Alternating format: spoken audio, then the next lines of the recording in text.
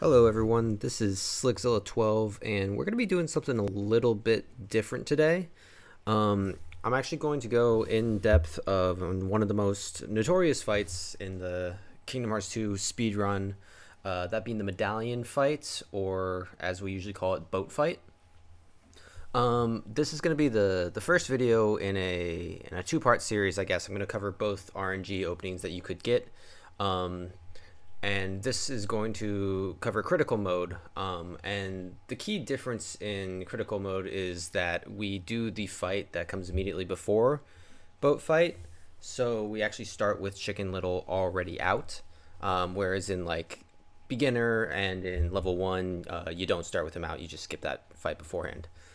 But yeah, anyway, so in this first video we're going to be covering what I think is good RNG. Maybe other people view it differently, but based on the strats that I do, I think this is good RNG for crit mode, and that is doing the fight with the runner.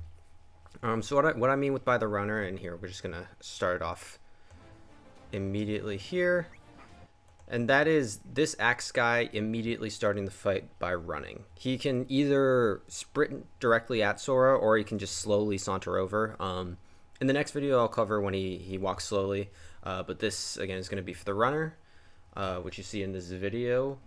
And to start the fight off, and this is going to be the case in both RNG openings, you hold directly backwards as Sora run, which will bring you right to the corner. Sora actually starts facing this direction, so I'm literally just holding the analog stick directly backwards. And what's going to happen here is Chicken Little is going to whistle all three of them in. This is, I don't want to say consistent, but it's pretty damn consistent. I've not seen a case where Chicken Little doesn't whistle all three guys in immediately. So you're going to see that right here.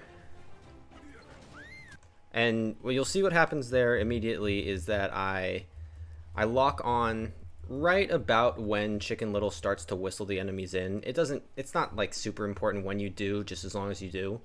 And you see that I lock onto the guy that's in the center, or who's closest to me, which is one of the axe dudes. Actually, is that the runner? I just want to make sure of that myself. I don't actually know.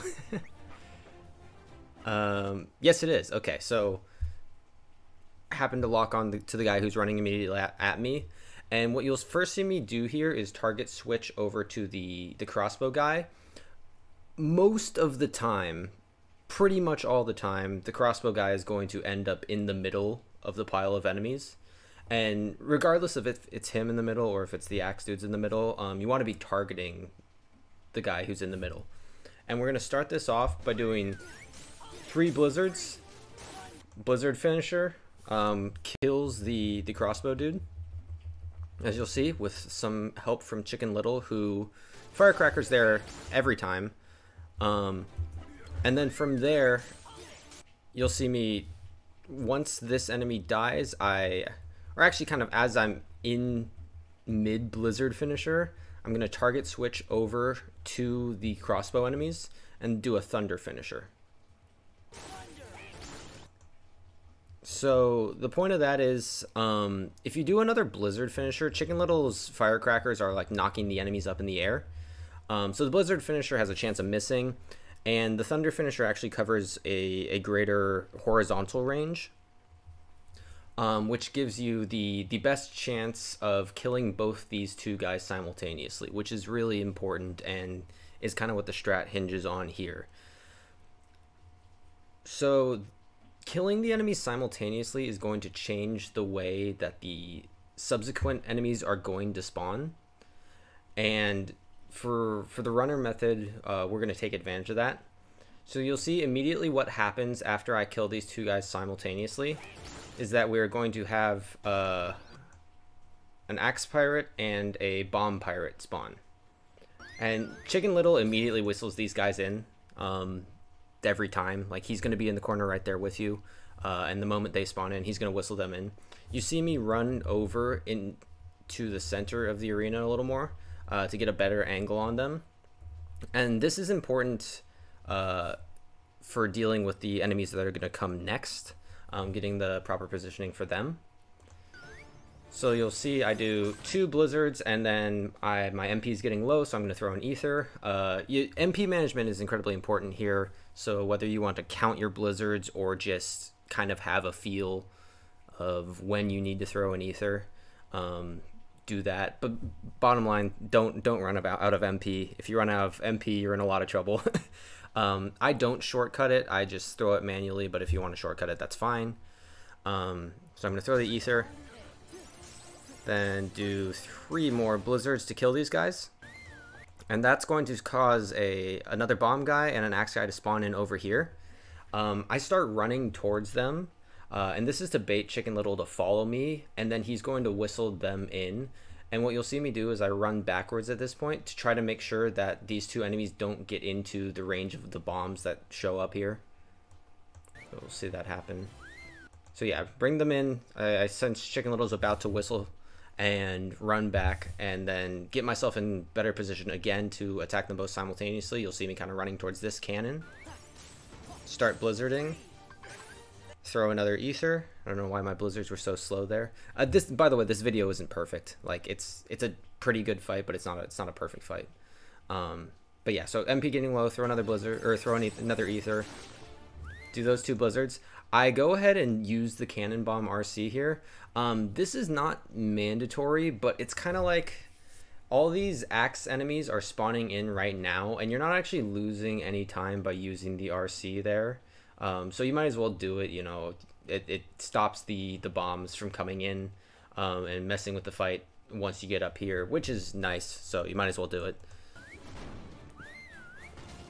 So a big thing here is these enemies, when they spawn in, just like in the opening, can decide whether or not to immediately run, or this guy right here can decide whether or not to immediately run at you, or to just kind of slowly walk over, or to jump. Jump is kind of the worst.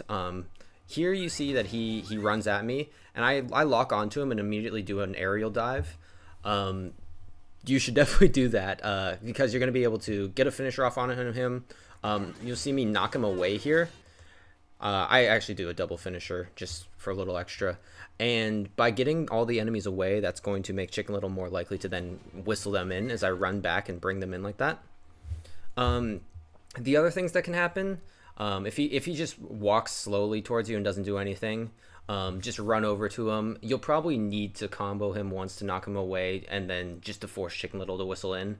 And then if he jumps over you, that's kind of the shittiest. I'd recommend just running underneath him, trying to get Chicken Little to follow you through, and then hopefully pulling all 3 in, the 2 guys in front of you and then the 1 guy behind, and then kind of jumping back over them and starting to do some combos.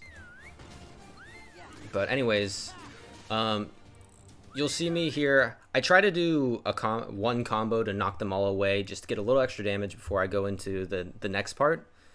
It doesn't go amazingly. I dropped that finisher, but so I'll whistle them in again. I do a blizzard. This blizzard actually doesn't work fantastically. It only hits 2 of them. But the general concept is I do 1 blizzard, and then I'm going to target switch to the axe guy that is furthest up the stairs. And this is going to cause Sora to do an aerial dive.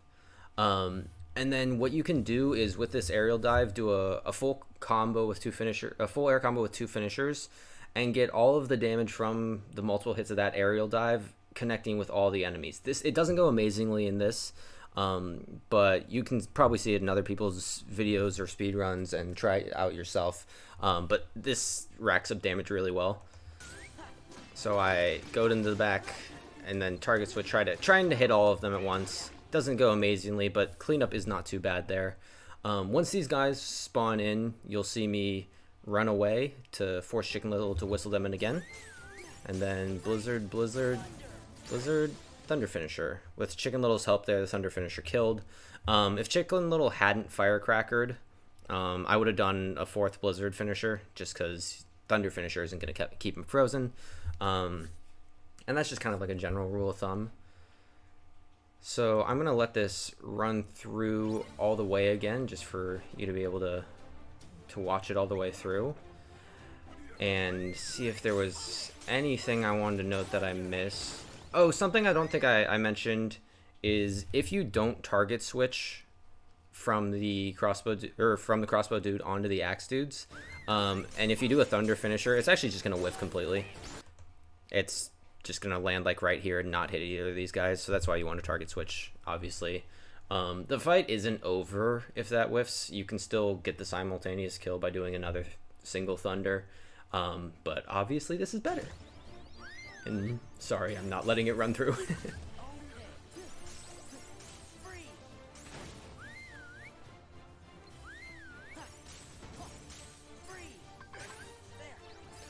Also, although this is critical mode, and as I was saying, openings kind of differ depending on the category.